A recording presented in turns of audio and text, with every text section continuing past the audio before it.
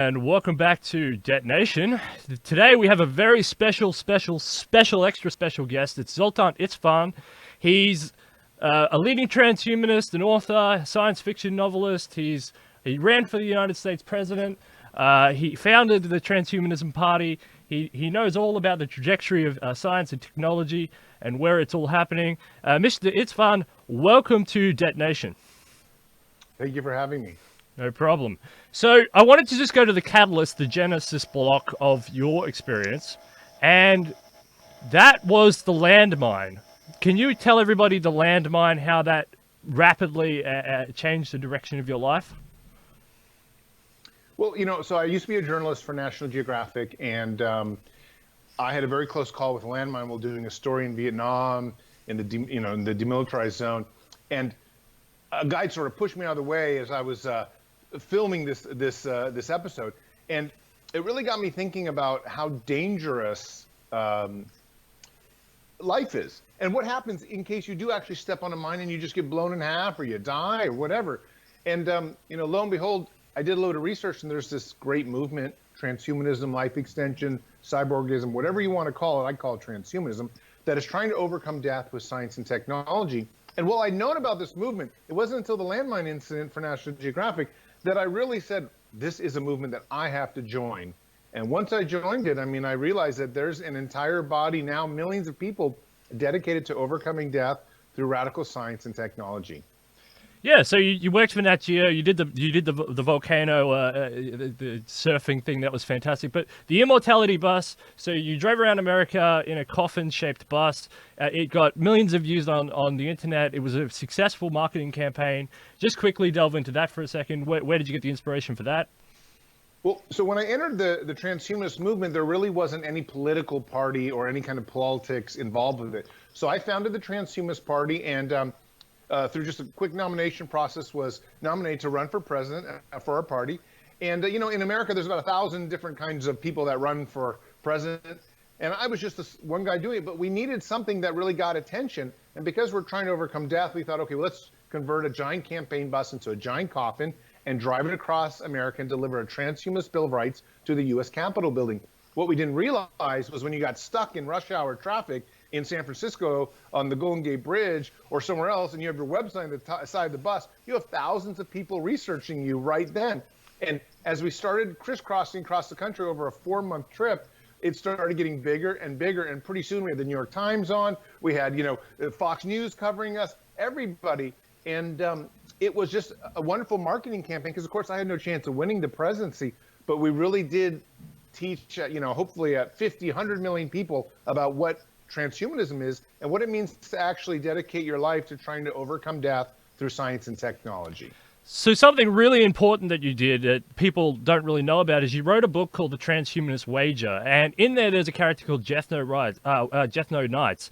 Why is The Transhumanist Wager such a fundamental book, and who is Jethro Knights, and how does he relate to your personality? Well, I like to say that I'm not Jethro Knights because he is a very controversial figure. And while I love the book and I'm very excited to have written it, it's done so well, certainly become one of the most well-read books in the transhumanist movement. He is a truly dedicated person to making this concept of what we call the Transhumanist Wager, which is like Pascal's wager. Pascal's wager says, basically you dedicate your life to God so that you have a better chance in the afterlife in case God exists. You're not really sure God exists. Well, the Transhumanist Wager says, on Earth, you should dedicate your life to science and technology on overcoming death because that's the very best chance you have of not having to worry about an afterlife. You could just stay here alive on planet Earth. And that's really what the book is about, except it's in a novel form, and the main character takes that idea through world wars and whatnot and really creates a lot of controversy on planet Earth, but his ultimate aim is really to just overcome death. So you mentioned Pascal's wager, which is kind of an early type of game theory, and it's based on inevitability, probability, and stuff. Why are you an atheist? Why is that a logical conclusion? Well, so, I say I'm an atheist, but really I don't know 100%. I would say I'm much more philosophically an agnostic. However, what's happened is if you study history, you say, wow, the religious fundamentalism has really damaged science and technology and our overall sense of innovation. So I kind of go out there and say I'm an atheist just because I feel like to balance the tables, we need more strong secular people out there. But philosophically, as a philosophy student, I really don't know what's happened. But I think it's important that we understand that, like in America, about 80% of people believe in an afterlife. Our president believes in an afterlife. The entire Supreme Court believes in an afterlife. They don't want to spend much money or resources on worrying about living indefinitely, whether it's through science or however, just because they kind of think they already got it. They already think they're just going to die and meet their maker and live in this beautiful afterlife. Well, most transhumanists don't feel that way. Most transhumanists are scientific minded. They think when you die, your body probably just becomes either, if you're cremated, you become ash, or you just become food for worms. So transhumanists want to overcome that. That's really their main goal, and most of them are secular oriented. I would like to I would like you to help me define what transhumanism is. Is transhumanism the first time we used our hands to pick fruit and start to develop tools and technology in stone and put clothes on? Is that transhumanism, or is transhumanism something much more akin to the Silicon Age, or is it just this overarching self-directed evolution? What is transhuman? What's the definition of it? Help me define it. Well, honestly, I like to say that the definition is definitely up to you. But what I usually say is it's a social movement that now consists of many millions of people that are trying to use science and technology to radically modify the human body and, just as importantly, radically modify the human experience. And, in my book, it can be anything from something like driverless cars to brain implants to exoskeleton suits that allow you to, climb Mount Everest, even if you're an 80-year-old. But some people will say, hey, the very first time a primate picked up a stone and made an axe out of it, that became transhumanism. I'm okay with that definition too, but I really think it's kind of the top 10% of the most radical science and technologies out there. That's generally considered transhumanism, especially when it applies to the actual human body. What did you think of Julian Huxley? He's the guy who sort of founded the word transhumanism. What do you think? Do you take much inspiration from Julian Huxley? Not that much. I don't really take that much, inspiration from the history of the word or even the history of the movement, because really in California in the 90s, the social side of the movement began. What I like to say, though, to people that don't know that much about it is think of environmentalism. 30 years ago, environmentalists were saying, don't hurt the whales, don't cut down trees, let's start recycling. And most of the world wasn't listening. But all of a sudden, 30 years later, I would say half the world's population generally now considers himself green and and understands the concept of preserving the earth. Well, transhumanism is a very similar social movement. There's a lot of us now saying we might evolve into AI, we might evolve into robots, we might leave our flesh behind. It sounds pretty radical, but in 20 or 30 years, it won't sound so radical when we've already overcome death, when we're now using genetic engineering to create designer babies, when we have artificial wombs, when we can tie our brains to computers. Then it'll be like, wow, half the world's population is a transhumanist. So that's sort of the trajectory. We're following the trajectory of the environmental movement, even though our philosophies and our ideas are totally different. That's how social movements evolve. Yeah, so something that people are talking about in the short term are bionic organs, reverse engineering through genetics, CRISPR-Cas9, designer babies, and something you call the delayed fertility advantage.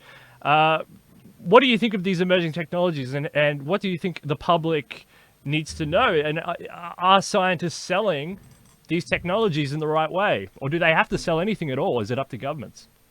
Well, let's just take delayed fertility advantage. It's such an amazing concept. It's this idea that, because of stem cell technology that you can get from your cheek, your biological clock for a woman can now be pushed off maybe 30 or 40 years, or maybe even hundreds of thousands of years. The idea that a 70-year-old woman can now very easily have a child in probably 2 or 3 years' time, because we just take the stem cell, and turn it into an egg, then we create a sperm cell as well. One person create both sperm and egg now just because of stem cells. This is such a wild concept. It completely redefines procreation. It redefines even the ideas of marriage and having children. So we're entering this crazy time when it's very hard as a scientist or a philosopher to talk about these things without scaring everybody to death, because honestly, if you have any kind of traditionalism in your viewpoint, you're going to be like, wow, this is out there. But what's happening is this is not out there. This is 1, 2 years away, 3 years away. We're coming to a very radical time when the evolution of technology and the evolution of science is literally changing the nature of what it means to be a human being. And there's very, like last year in China, they had the very first genetically enhanced child that was born. I mean, we're coming to a point when they're going to try to augment intelligence. And let's say Australia and in America, for example, we're a bit more conservative.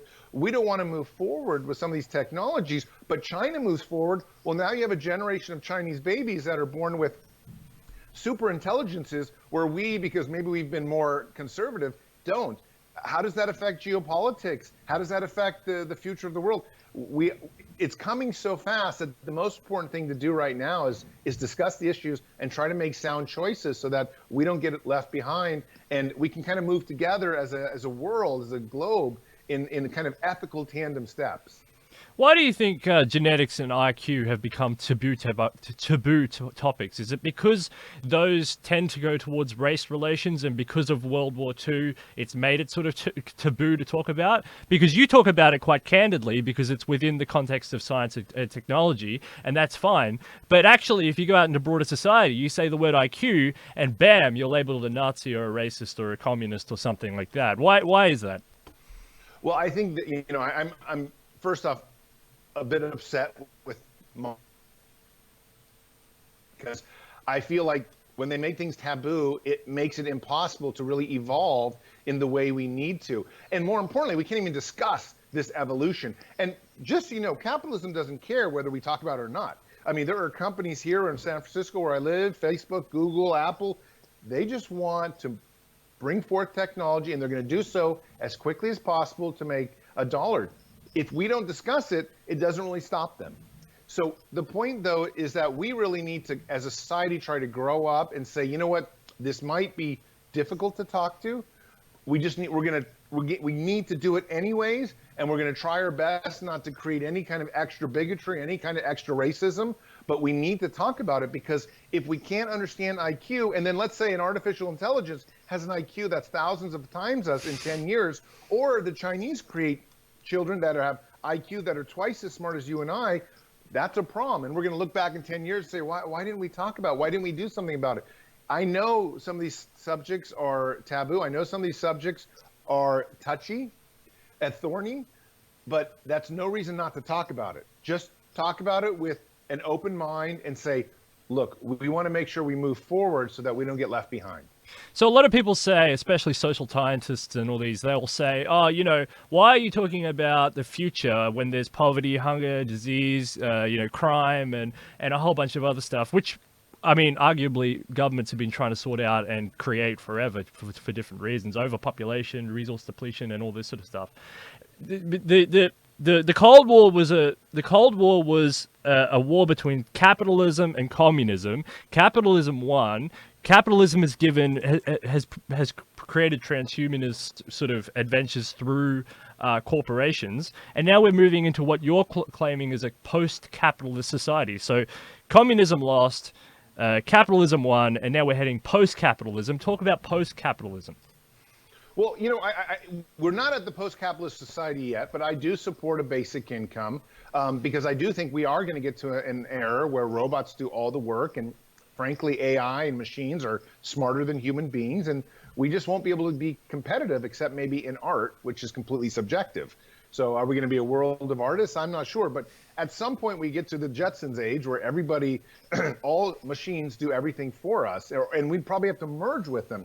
Maybe capitalism survives because as we merge with AI, now we also compete against each other that way. But more likely, we kind of get to some type of different post-capitalistic world. And I think ultimately, what's going to happen is we're going to look at the universe differently. Right now, the universe is very much like provide for your family, raise a nice family, try to provide and embrace riches. I think in the future, when we have different types of technologies, when we maybe live in the cloud, when we have robotic bodies, when we can go off planet, we might return to a world that's much more curious, much more interested in different types of experiences, off-world experiences, virtual world experiences. Maybe some people will download themselves into the cloud. These kinds of ideas, and that's a very different philosophical premise. Doesn't require much money once you've done it. It's just, what do I live for? And most people will probably say, well, I think I live to satisfy my curiosity, and I live for the ones that I love, and they can come with me in whatever adventure we go on. So in saying that, so you must be an optimist about the future, even though there are significant challenges to overcome, because then why would you bother having children? Why would you bother raising a family if you knew that there was certain difficulties within the context of a limited positivity?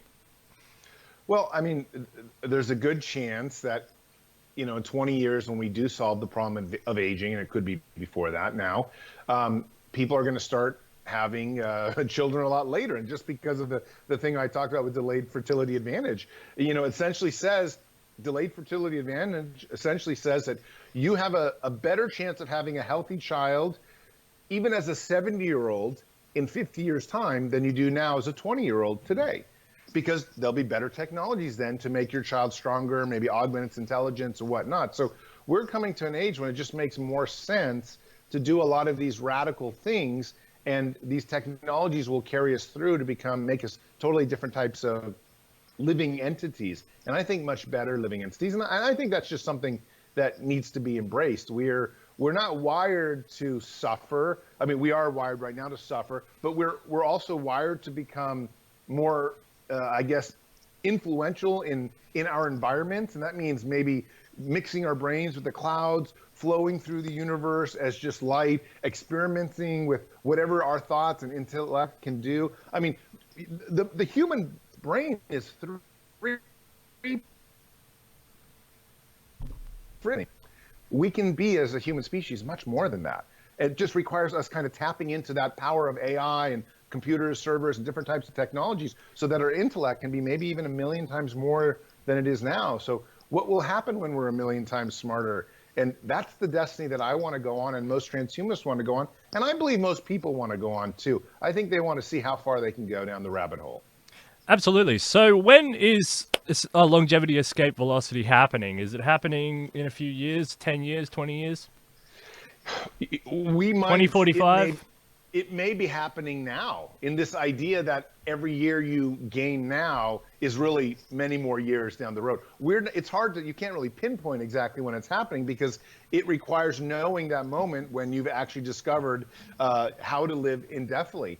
And if tomorrow they come up with a new drug that reverses aging, then all of a sudden, we've been in the last 10, 15 years. So that's a very weird concept to think of, because we're probably not 2 or 3 years away. We're probably 10 to 20 years away. And overcoming death is not probably going to be a miracle pill. It's probably going to be a combination of genetic enhancements, 3D printed organs, probably ability to live healthier and things like that. And also maybe, just different types of bionics inside yourself. But I mean, there's going to be a lot of different ways to live a lot longer. So it's probably not going to be a magic pill, at least until 20, 30 years down the road. Do you follow this scale? Humanism, transhumanism, posthumanism, metahumanism. Does that make sense to you? Yeah, I mean, I don't know if I really subscribe to posthumanism or metahumanism yet. I understand the concepts, and it's nice to break down things like that. I just stick with the transhumanism, because transhumanism really means, from a kind of a Latin point of view, verbally means beyond human. And ultimately, that's really what this all is. Whether we become, pure intelligence that just floats around the cosmos and in the subatomic structures of the universe, and that's where our intelligence lies, and consciously, that could be something very metahuman. But I'm not sure. We're still trying to figure out exactly where that is yet. So you founded the Transhumanism Party in the United States, and you gave up the chairmanship to Gennady Stevorov II, who I'm having an argument with. No, I'm having a discussion with this guy right now, and I want to bring you in on this debate. So he was saying that out of the agricultural revolution, Leonardo da Vinci was one of the greatest thinkers, right?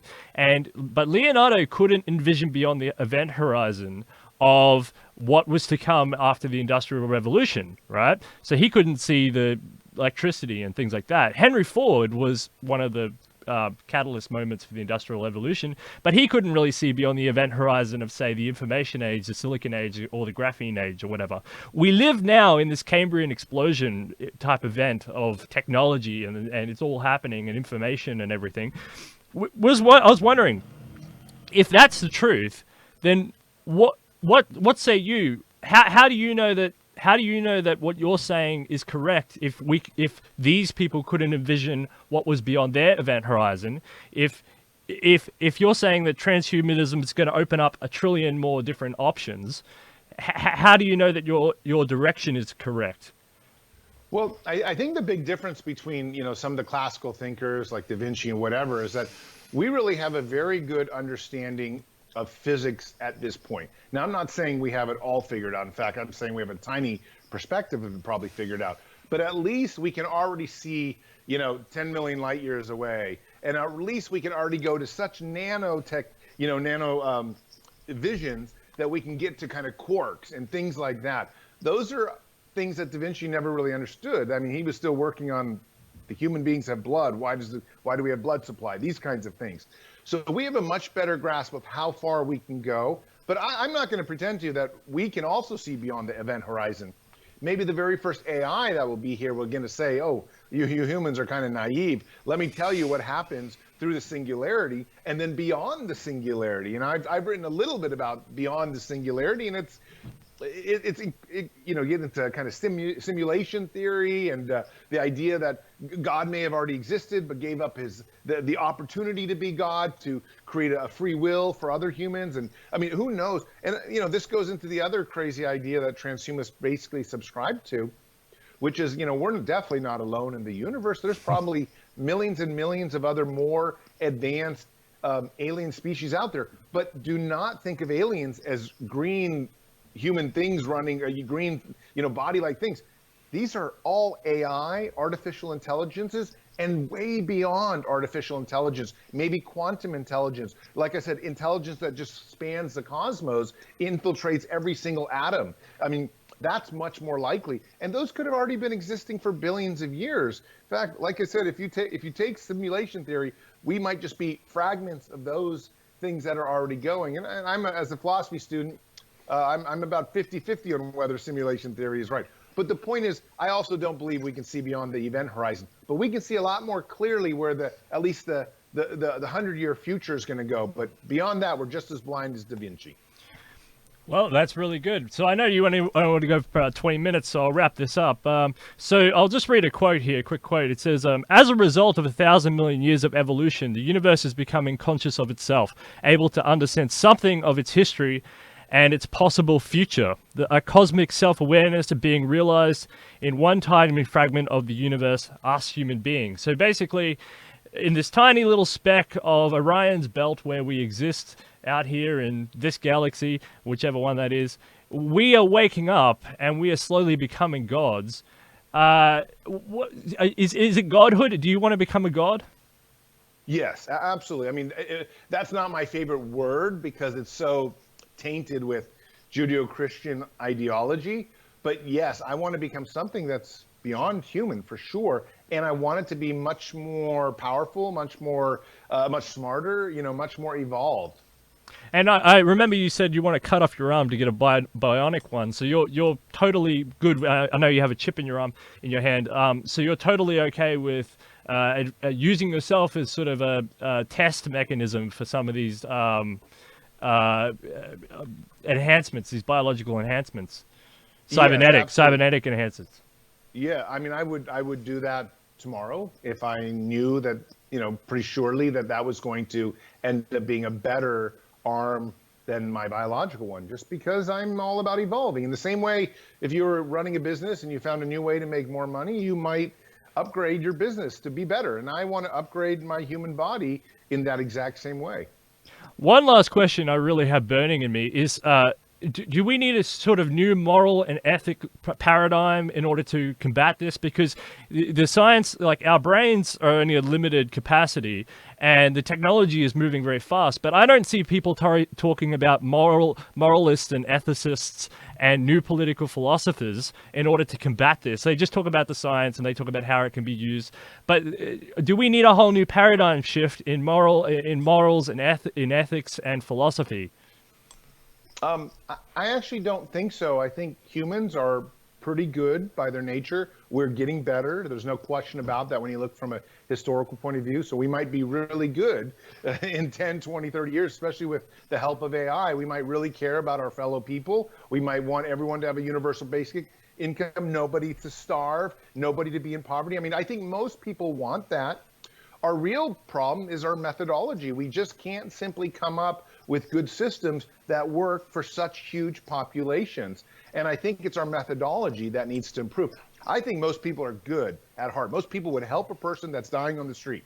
I think the real question at hand is, why are we always falling short when it comes to our methodology? And I'll be honest with you, this is where I come in as sort of a secular person saying, I think we need to use the scientific method to answer all the problems of society, even those in government. When you try to solve problems with religion, when you try to solve problems with your ethnicity, when you try to solve problems outside the scope of something that's purely rational like the scientific method, you find a lot of idiosyncrasies and flaws. And I think as we start to become more of a scientific culture, we're going to be better to each other and solve some of the problems we've always been trying to overcome. Zoltan Istvan, thanks for coming on Detonation. You gave a speech about beauty, and I just wanted to say that this for me is beauty. Like, because what I'm trying to achieve here is I want to talk to smart people, engage with people who are interesting and clever, and who can help me to navigate the future and help the audience navigate the future. So thank you for contributing to what I consider my own unique perspective on beauty. I appreciate it. Thank you for having me on. Thank you very much. Zoltan Istvan, the man, the myth, the legend himself. Thank you very much.